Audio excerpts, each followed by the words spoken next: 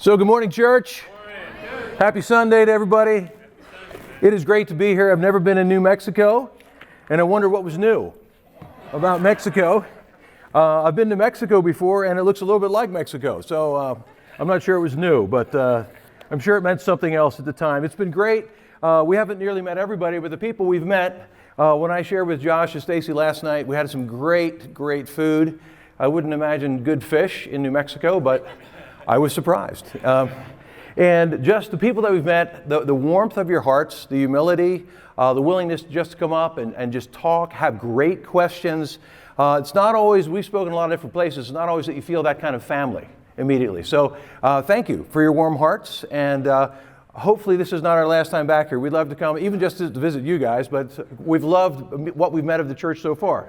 And hopefully I won't ruin it today. We're going to talk about the mission and the missionary, and I recognize that we have people here who are not Christians, just kind of peeking your head in the door, maybe even for the first time.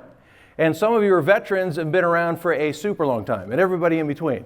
So we're going to try to, let this be kind of what I call a shoe store sermon, where if the shoe fits you, go in and put it on. So I'm going to try to offer a bunch of different shoes and see how that goes. But especially if you're not a believer, you might be thinking, what does this have to do with me at all? Or if you're a Christian and never thought of yourself as a missionary, what does this have to do with me at all? And I'm assuming this clicker, the arrow going this way, means it goes, the big one, thanks. I'm a techno-Neanderthal, but I really like it. I really like it when it works, okay? This idea of being on a mission from God, some people don't take that seriously, okay? Although in that movie, they actually took it seriously, but we watching it laughed at them, mission from God. But, they did some pretty intense stuff thinking they were on a mission from God. And so it almost sounds too grandiose for Joe Schmo to be on a mission from God. We kind of almost laugh at ourselves and don't take it seriously. But then there are people like this. James Meredith, civil rights activist, who last I Googled yesterday, he was still alive at almost 90 years old. And he was the first black student to attend University of Mississippi under armed guard. The federal marshals marched him on in 1961-62. There's a famous picture of this student being accompanied by guards into the University of Mississippi. It had not been integrated, and they refused to give in to what the federal government had said. So he enrolled and came in under armed guard. What a gutsy guy. And then he graduated in 63. But not the other thing, because he was convinced he was on a mission from God. He did this thing called March Against Fear. And it was a solitary protest march. And by solitary, I mean this man walked himself. He had nobody else with him. By himself. And he did this in 1966 when African Americans were getting hosed, dogs were letting loose on them, all sorts of things, despite the changing of legislature, walking himself from Memphis, Tennessee to Jackson, Mississippi, the burning hellfire of prejudice by himself because he was on a mission from God. So when you take seriously that idea of being on a mission from God, it's amazing what can happen. Yep. And you might be thinking, well, what does that have to do with me? Well, let me just tell you when you're not on a mission. See the picture of that guy there? He's not on a mission. He's in a desert, doesn't have a compass, he's straining himself. It's unpleasant. Why? Because if you're not on a mission, I believe we were all created to be on one. Your mission, if you're not on one, is just getting the next promotion at work. Or it becomes finishing school. Or it becomes finding the right relationship. Having a baby. Losing 10 pounds. Whatever. Super short term. And when we lived in Sweden, over there, the average person was an atheist. And if you asked them what the purpose of their life was, they would literally say, almost, just to be happy and make the people I love happy. Well, what if that doesn't work? Especially in a country that has the highest divorce rate in the entire world. Not counting all the people who live together, have kids, and then break up. They don't even count that stat. If they counted that, there's no country even close. So if their goal is trying to be happy and making those they love happy, they are failing miserably. Because that's not really the mission we're supposed to be on. Okay? Well, if your mission isn't one of those short-term missions, and you think that you're not really on one, then you're probably on somebody else's mission. Your boss's mission. Your parents' mission. Your social media mission, what you think you're supposed to be living up to according to social media. Your guilty conscience mission. But I guarantee you, you are on some kind of mission. And what I'm here to say today is the mission that God gives us in the New Testament is actually a blessing to us.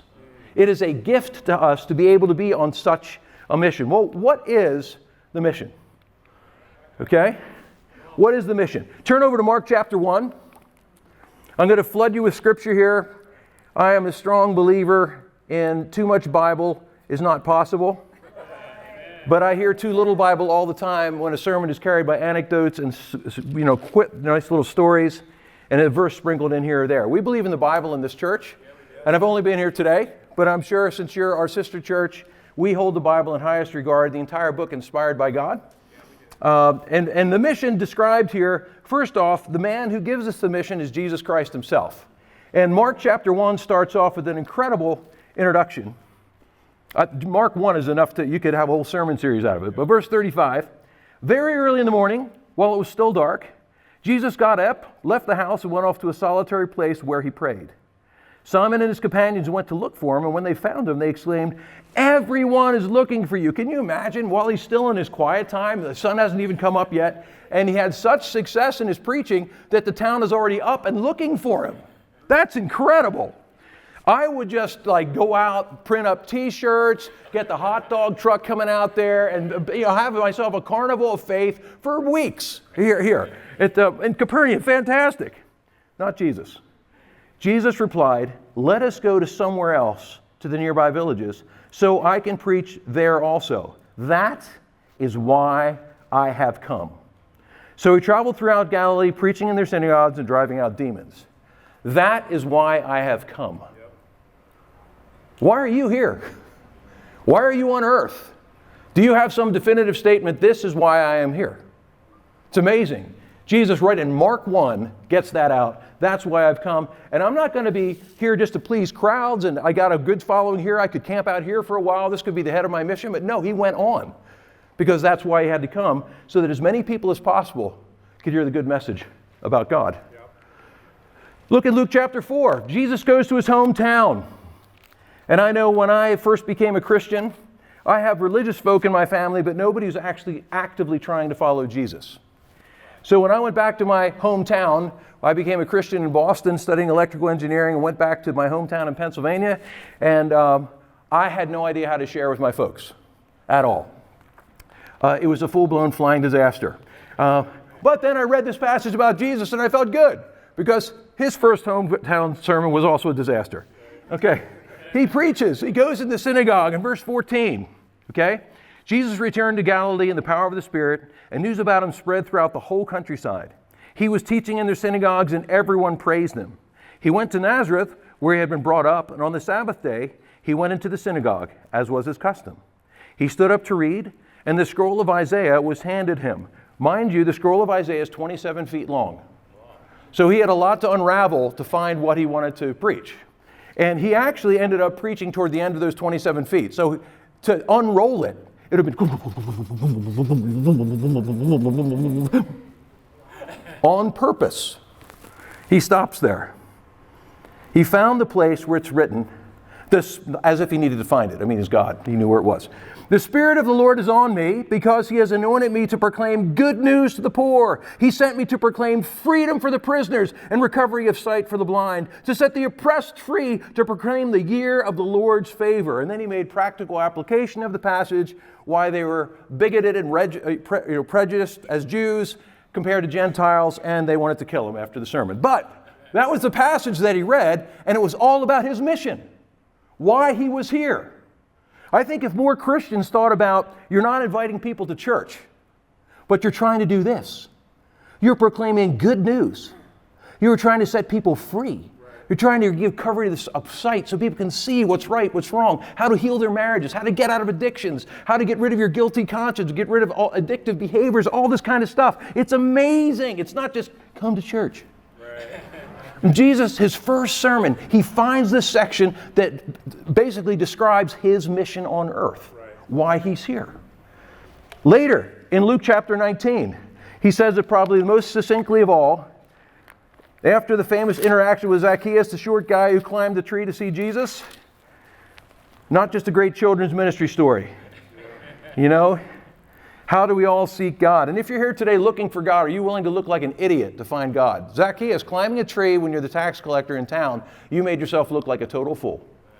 And he didn't care because he just wanted to see him, just to see Jesus. Strain yourself to find the Lord. But at the end of this, Zacchaeus basically has a conversion experience. Imagine that, meeting Jesus and getting converted. Yes. Verse 9, Jesus said to him, "Today salvation has come to this house because this man too is a son of Abraham. For the Son of God," here again he explains his mission, "the Son of Man came to seek and to save the lost." This is why I'm here. I'm not here for my happiness. I'm not here to get famous. I'm not here even to make you happy. I'm here to seek and to save the lost. Period. That's my mission. That's what I'm on. Now, later on, John, the apostle, wrote in his first letter, in 1 John 3, verse 8, that Jesus also came to destroy the devil's work. And a lot of time we don't really take in the spiritual battle that this really is to share our faith and to send out missions and plantings in this world that looks, the sun shines, the mountains, the snow, the spring flowers. It's hard to see a dark world. But John, who saw amazingly spiritually perspective of things, he said, yeah, he came to seek and to save the lost and to destroy Satan's work. Because people, without knowing it, if you're not actively serving God, you're serving somebody. Yeah, that's right. And you know, if you're not in the light, you're in the darkness. There is no gray. Right. You're either saved or you're lost. Right. And Satan had me for a long time in religious what would I say, comfortability. I had just enough religion to feel like me and Jesus are best friends, but not enough religion to make me obedient at all, or make him the object of my life, the purpose for my life. And Satan was at work in me as a religious person and blinded me. Jesus came also to destroy Satan's work. Now, the important thing about this mission, look over in 2 Peter chapter 3. The mission that Jesus was on actually reveals to us the heart of God. Right.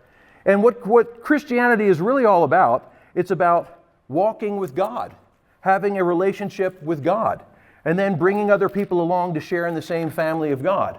But when you recognize what's going on in the heart of God, by setting his heart on this mission, you begin to understand the heart of God, what matters to God, what God is willing to do everything for. 2 Peter chapter 3, verse 7. By the same word, the present heavens and earth are reserved for fire, being kept for the day of judgment and destruction of the ungodly. But do not forget this one thing, dear friends. With the Lord, a day is like 1,000 years, and 1,000 years are like a day. The Lord is not slow in keeping his promise, as some understand slowness. Instead, he is patient with you, not wanting anyone to perish, but everyone to come to repentance. The reason the mission was so much on Jesus' mind is because the mission was so much on the Father's mind. And the reason it was on the Father's mind is God is love. And he didn't want one single person to die lost. Not one. Now, of course, when we look around at the world today, we must know God is greatly grieved.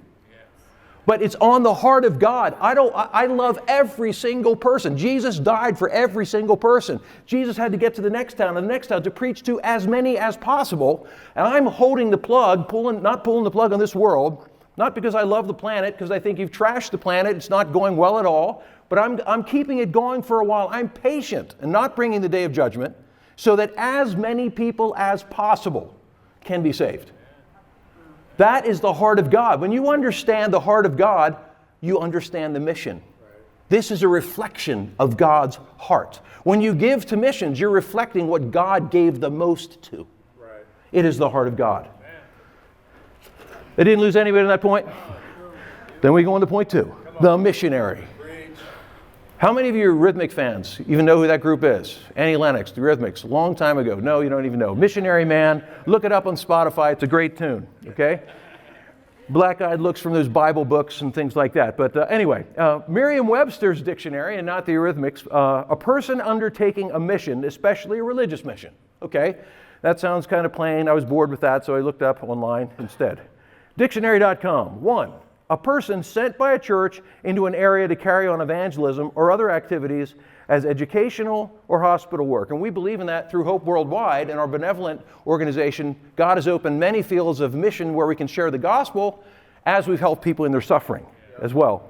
The second definition, I love this. A person strongly in favor of a program, set of principles, etc., who attempts to persuade or convert others. Yes! You're not just, it's not just, well, this is my beliefs. No, you're out there, and of course, with Jesus, you do it lovingly, but you are out to persuade and convince.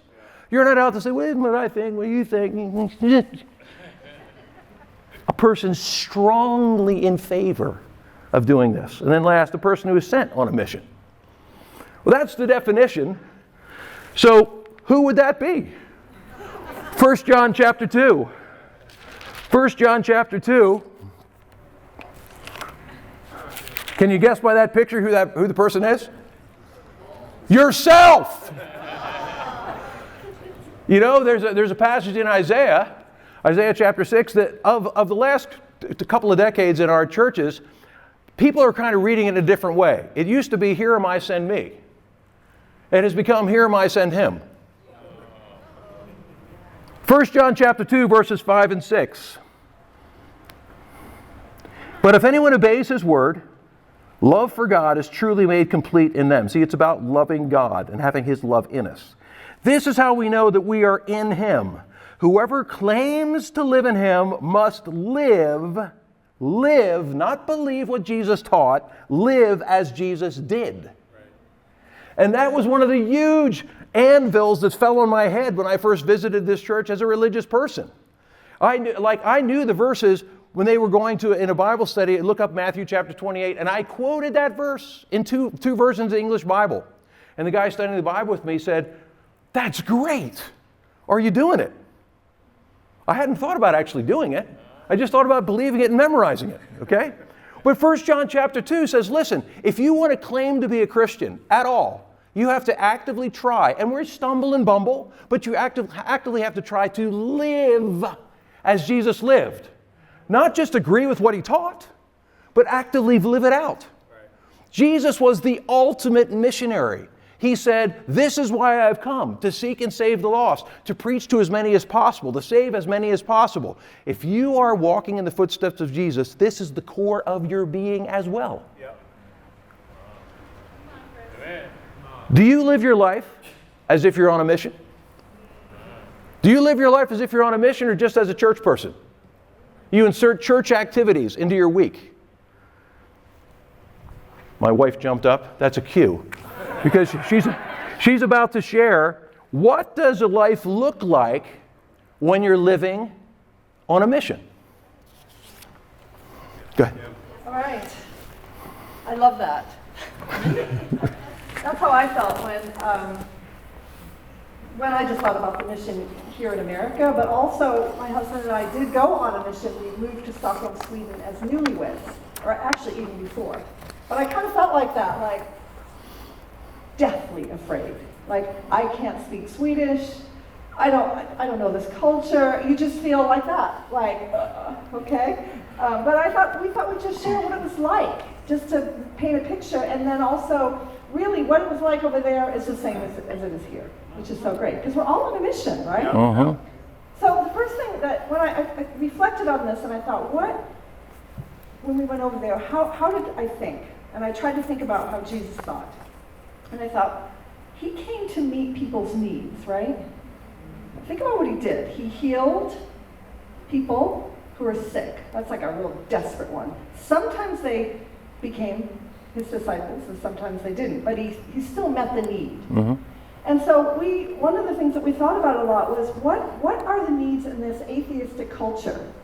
What does Jesus have to offer them? I mean, aside from salvation, but they don't even believe in God. The moment you say the word Bible to Jesus, they run away from you. It's like so anti. Mm-hmm. But we did notice that they really have trouble in relationships. And it's Stockholm as a city is one of the loneliest cities in the world. People live alone. Most people live alone. And if they're in a relationship and have kids, okay, that may last for 10 years and then they kind of move on to another family. They have real difficulty cementing and learning to love each other for the long haul. So that was a huge need, just building friendships. And so we thought about that. We knew that we need to also give them the gospel, but sometimes you can't just come in and be all religious and they're going to go, oh, sure. It's not like that. You have to meet needs. So a couple of things that really kind of characterize our lives. One, we moved over when we had our youngest child. So actually all of our kids, we had to teach them that, we're serving on the mission together. You are not the center of the universe. We are serving together. And that's a big thing for families. Sometimes we bow our schedules around our kids and we don't really serve God or the kingdom or anybody else. We're just serving the kids. And they do that in Sweden. It's called curling. They get under the kids' life and they do everything and that becomes the God. So we really had to train our kids that we're in this together and we're all serving God. And even you with your friends and your activities, we are going to be friendly and we're going to love people. And maybe we'll help some of them become Christians. So we taught that a lot. We sold our car one thing you have to do is you have to kind of be like them. So we went and planted the church in Copenhagen, and in Copenhagen, within the city limits, which are pretty big and everybody lives there, you really can't have a car, and if you have a car, it's so expensive. So everybody rides bicycles, like in Amsterdam. You think of pictures of Amsterdam. So we sold our car and gave our money to the special mission so we could start the church, and we bought bicycles. And at that point, we had 2 kids. And Denmark is not the warmest of places, I'll tell you that. So we're like, in the summer it was great, but in the winter with our kids, we're freezing. But that's how people get around. We go to church and we come home at 9 o'clock at night with our kids on the bike. And, it was great. But we became like the Danes in the way they live, their lifestyle. Not like I won't say it, big Americans. I was going to say something else, but I won't say it. One of the things the Bible says is to practice hospitality, and that's the entertaining of strangers. So we really trained our team and trained ourselves to just have open dinner parties and dance parties and whatever kind of parties according to their holidays.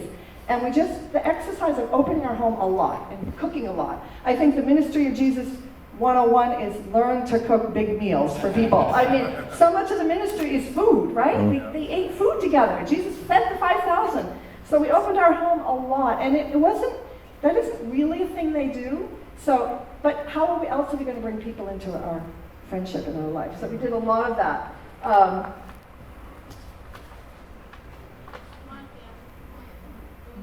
We also used things that were kind of interesting, like Americans do pumpkin carving parties. Do you ever do that? So that wasn't a thing for them. So we were kind of the neighborhood party people. We'd have block parties and all kind of parties. And they were really sad when we left, so it was kind of a bummer. But I remember the first time we did a pumpkin carving party, we told all our neighbors, and we invited so many people, bring a pumpkin, we're going to carve, and then we're going to light them when it gets dark. They thought that was the coolest thing. And over time, people just began to ask us what we were about, and ask us about why we were there. Why are you doing this? And through that, we helped people become Christians. We built a community and a family, and it was really, really exciting.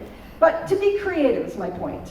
To open your life and whatever fun you like to do, just invite people in it. So at that time I had kids and they liked to carve pumpkins, so that's what we did. It was really fun. During COVID, COVID hit and different parts of the world handled it differently. I don't know if you remember when the whole world was criticizing Sweden, but we didn't go on lockdown. They didn't put us on lockdown, but we did have the bubble. We could operate in our bubble. And we could operate 6 feet apart. So we were like, well, the gospel is bigger than COVID, right? That was our mantra in church. God is bigger than COVID. There are no walls for God, so we're not going to let this stop us. So we did so many fun things. Like we would pick a park in our neighborhood, and everybody would do this in their evangelistic groups or small groups. And we would be 6 feet apart, and we grill, and we play games, and we'd invite all our visitors. It was a blast. And we had so many people that would come. And we could socialize with our bubble. So we had dance parties, not like touching dance, but 6 feet apart dancing. We would do that outside. And we did so many fun things just to build these kind of friendships. We did a lot of after works. So what does that mean? After work. In that culture, when people leave work, they go home and they don't come out, especially when it gets dark. Because it gets dark at about 2, and it gets light at about 10 a.m., and then the sun goes down at 2, and it's just gloomy and dark. And so nobody wants to go out. So we would have to catch them after work. So during COVID, sister and I would meet after work, and we would just deliberately and intentionally decide what is the need during COVID. What did you guys think that one of the needs would have been? Friendship, somebody said. People are so isolated. They started having mental health crises. So we just decided we were going to go out and just talk to people, but with a mask, 6 feet apart, and we would stop people, hey, we're just being friendly because it's a bummer to be stuck inside. And people were like, yeah, that is. And so long story short, we actually did meet a woman who became a Christian from that. We invited her, we had small groups, and how we do? And she's like, I would really love to come to that. So that was really fun. So all that to say, to be very intentional about why am I here? I'm not just here to live my own life and with my kids. I'm here, whatever I do, is to open my life and open my home to them. Thanks, Amy. Look at Matthew 28. The mission shapes the entire direction of your life. And if it doesn't, you're not on the mission. Matthew chapter 28. If you look at those signs there, those two pictures, what's the difference and what would the result difference be? What do you think of the signpost and the compass? How are they different? The signpost is solid. What's that? The signpost is solid, the compass moves. Okay, signpost is solid, the compass moves, but think of direction. What would you do with that first one, the signpost? You wouldn't know where to go, right? Did you ever feel like your values were in conflict with the mission? You might say, no, I'm a Christian. But what do you value? Getting that promotion at work and it means you miss midweeks because you have to work over all the time? I mean, to be blunt, okay? Well, I can't really share my faith now with it because that's a neighbor, I don't really know him that well, and what if it doesn't go well and then I see him every day for the next 5 years? You want to be on the mission, but you also want to be liked in your neighborhood. Or your vision isn't, my vision is for my career or for my kids or for a relationship. Oh, right, I'm on the mission. That first one, you won't go anywhere and you'll be internally conflicted. Yep. But when the mission shapes the entire direction of your life, you have a unified life. You have peace and harmony because you have a direction. The arrow points one direction. It's what we're here to do for God. And trust that God will provide everything else you need. When you focus on what God says is most important, He will take care of you. Otherwise, we scramble to try and save our own lives, don't we? Matthew chapter 28. This is the one I had memorized and totally disobeyed. It's called the Great Commission. I learned that in the religious world it should be called the Great Omission. Matthew 28, verse 18. Then Jesus came to them and said, all authority in heaven and earth has been given to me. Therefore, go and make disciples of all nations, baptizing them in the name of the Father and the Son and the Holy Spirit, and teaching them to obey everything I've commanded you. And surely I'm with you always to the very end of the age. That is the mission. It's the whole world. And I remember when I became a Christian as a college student in Boston, that this was the first time that I'd met a church that actually didn't want to just do their neighborhood, sharing their faith. They didn't just want to share their faith in their city. Boston didn't even want to just share their faith with the state of Massachusetts. They said, Matthew 28 is a command for us to do the world. Right.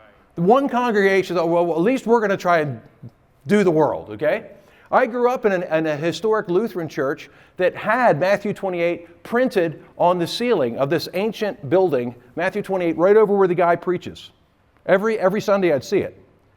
We never talked about that verse. Not one time growing up. At all, but I saw it every single Sunday morning. That's why I say it was the Great Omission right there. I get to Boston, I'm like, wow, they're actually going to try and do this. It's incredible. Now here, back in the day, before we had internet, we used to have paper bulletins, believe it or not, that would give information about the church, okay? I became a Christian back in 1981, and a few years in, they started making this, actually, that same year, they started printing paper bulletins on a weekly basis and giving news about the church. So what you're looking at on the one side, the Boston Church of Christ, is something that came out in August of 1986. And this is the plantings just from that one church.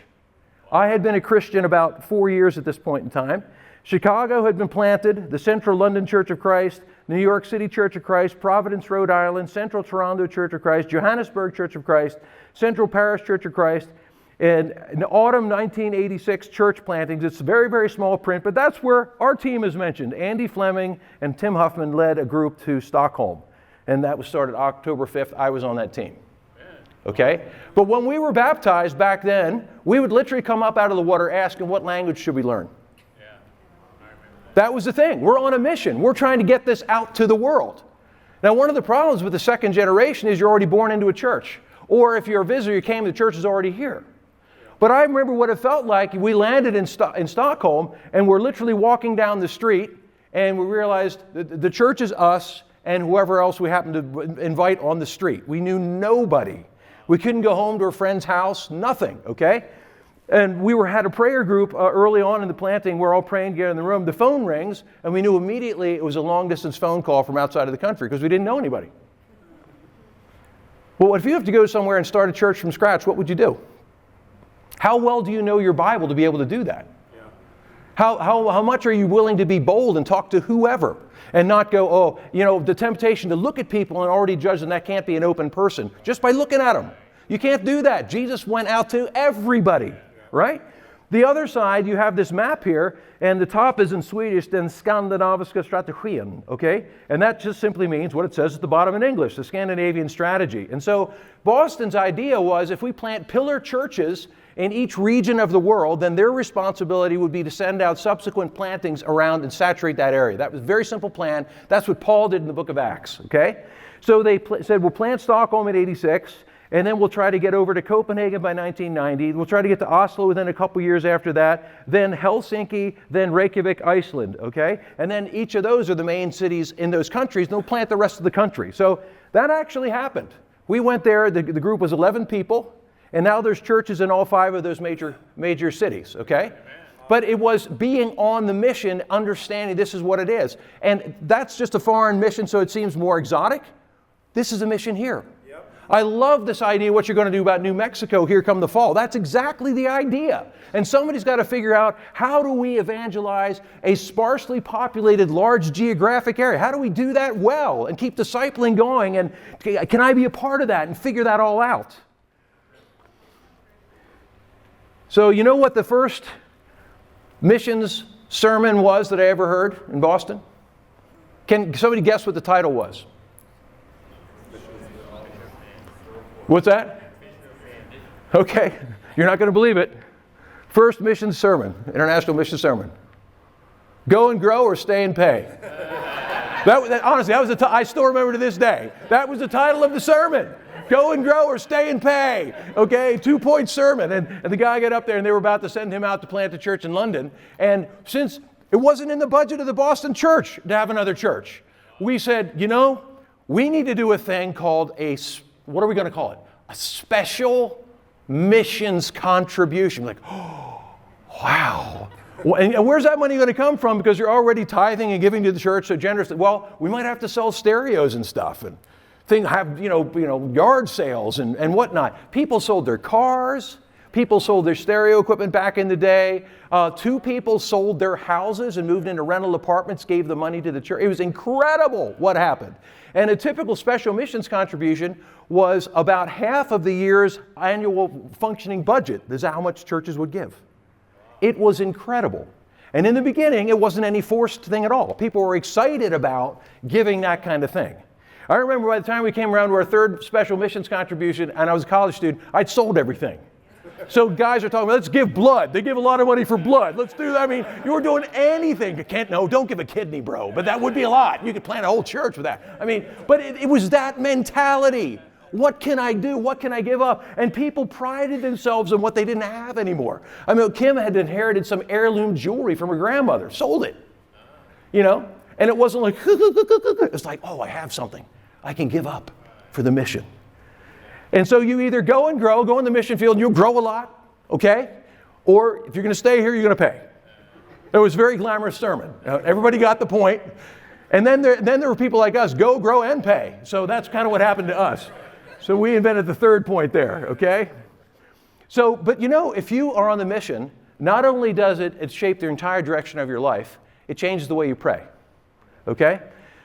1986, we sent out from Boston interracial church planting to Johannesburg, South Africa.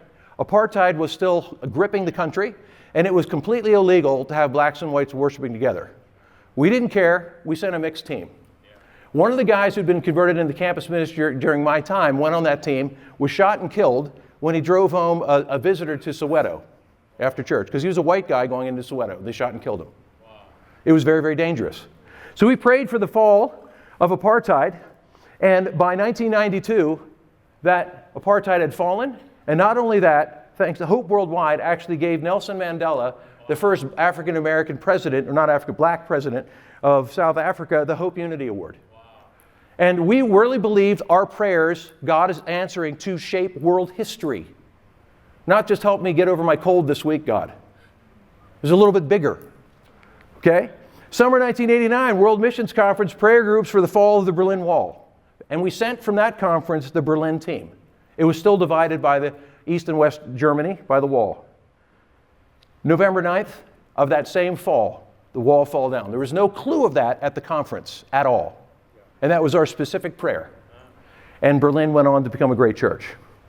July 1991, a team of 15 sent to plant Moscow. They had everybody around the world then praying for the fall of the Iron Curtain. We were praying about world events. We were praying about the movement of world leaders because this had to happen for the mission. We're in the mission. It's not just about my job and my kids. It's about Matthew 28, 18 through 20. And so in July, that happened. And within 6 weeks, tanks roll into the square in downtown Moscow, and it begins to take over the country, and communism fell later that fall. It was completely changed. And those 15 people baptized 850 their first year, and now they have about 40 church plantings in the former Soviet Union from that. 1988, church planting in Hong Kong.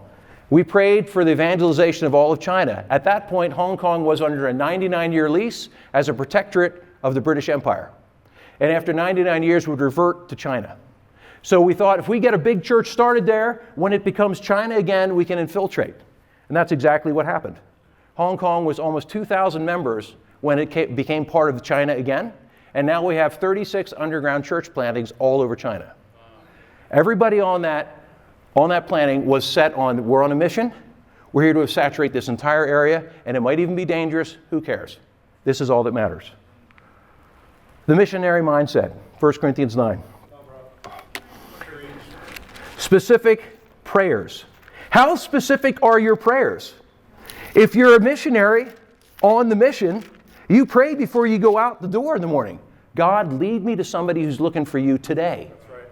God, give me an opportunity to be bold today. I'm working out in the gym today, God. Help me to figure out a way I can start some kind of conversation. Show me somebody who's just pulled their Bible off the shelf first time in 10 years. Lead me to this person. Give me this opportunity. How can I live as a neighbor? How can I work at my workplace to shine a light? How can I go to school? You pray these prayers before you go out the door. And when you go out the door, you have the Forrest Gump mindset. What is that? You know, he said, life's like a box of chocolates. You never know what you're going to get. Right. And you go out the door, wow, it's a box of chocolates for Jesus today. Wow, I never know what I'm going to get. But you go out anticipating Jesus is going to use you somehow that day. Because you're a missionary on a mission. He's not going to waste somebody getting an apartment in a certain neighborhood when there's so few disciples. He gives you that apartment just for you. No, there's somebody open in your building. Yeah. Or that you got this job. There's somebody open at your job. It's not about just your career, okay? But that's the missionary mindset. And you pray differently, and then you go out your door expectant to be used by God that day. Are you with me? Yeah. 1 Corinthians chapter 9, verse 19, the missionary mindset. Though I am free and belong to no one, I've made myself a slave to everyone to win as many as possible. To the Jews I became like a Jew to win the Jews. To those under the law I became like one under the law, though I myself am not under the law, so as to win those under the law. To those not having the law I became like one not having the law, though I'm not free from God's law, but I'm under Christ's law, so as to win those not having the law. To the weak I've become weak to win the weak. I have become all things to all people so that by all possible means I might save some. I do all this for the sake of the gospel, that I may share in its blessings. The mindset, all things to all people, that by all possible means I might save some. Incredible. Foremost on your minds is the salvation of other people, not yourself. And as Kim shared, how we change ourselves to become like the people around us. Were you going to share on this? Yeah. Great. Am I concluding? I have one last thing that's 2 hours long. All right, hang with us. Yeah, I just thought I'd share, just like Paul said in this passage, becoming all things to all people. That's a real true thing. He became like a Jew to the Jews. Why? So they could relate. If he came as a Gentile, they would just, not hear. And we had to do that in our mission, both here in America and also on the mission field. But specifically moving to Stockholm, Sweden, it's quite a fashion place. High fashion. Europe, they don't walk around in sneakers and t-shirts and baggy pants. Matter of fact, one of the things we had to do is learn Swedish, so I took Swedish classes every day for the first 5 years. And we had to do an essay, and I did an essay on baggy pants versus skinny jeans. So they wear skinny jeans over there. And my husband, that was a major Painful. sacrifice to go from the baggy American jean to the skinny jean. And even now, I think they look great, but he's like, honey, I cannot wear these in America. I'm going to be shot.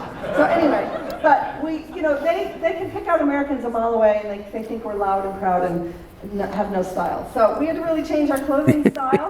So now I'm trying to go from all black to colorful again. But it was important because they are very conscious that way. I don't know, Chris, if you want to share, but even the guys, they turn up their little edges and have little handkerchiefs. It's like a thing.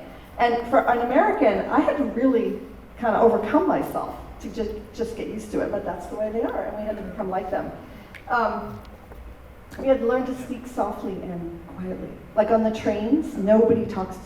It's silent. Now, we would talk and try to share our faith, but if you're loud and all that, they just kind of shake their heads. It's not a cultural norm. We had to learn to have dinner prepared 15 minutes in advance because they would show up and they want it. It's expected. Dinner's on the table. You sit. And Americans, you come on over. We'll cook together. So boy, they would get so irritated. You guys aren't ready. I have to cook in an hour and a half. They're very timely, like the Germans. So you arrive early to everything, including church. It was like, whew. Amen. Just the whole idea of living your day knowing you're going to share your faith every day. Just think of that. Wake up every day, and somehow, some way, you're going to be a friend and try to share God's love, right? Every day on your mind. And I really had to grow in that. And I think most importantly, I had to learn not to be rigid and live my own way, but to incarnate, to become Swedish in all the facets, all the cultural things, all the holidays, and to really enjoy and love it. And I can honestly say I do. I miss a lot of it. But they never, after a while, they were kind of like, oh yeah, you're American. They forgot. Yeah. We even became Swedish citizens. Yeah. So when I think about Jesus, he incarnated. He became like a human. He became like us in every way, both good and in weakness. And we need to do that for people and not be rigid. Like, well, I have my schedule and my kids and we're this way and that way. But what about blending in? What about if that family isn't like that? So let's do what they do. Like to flex and to bend in our eating habits. And in our lifestyle habits. And all that kind of stuff. You just have to let go of so many things. But that is the way to win people's hearts. Right. Yeah. And we'll finish on this, but if you have this missionary mindset, like I said, foremost on your mind is the salvation of other people. If that convicts you, start praying about that. God, help me to think more about people's salvation than almost anything else other than you. Okay, you're more concerned with relating to and understanding people around you than having your rights and making sure your opinion's heard. That's a missionary mindset. You're much more concerned with reconciling people to God than taking a political, social, or sports stand.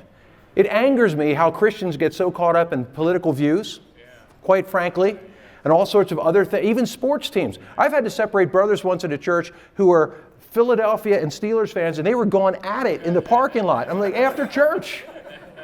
I mean, if you are a true missionary, you're about reconciling people, and you realize the answer isn't political systems. It's not.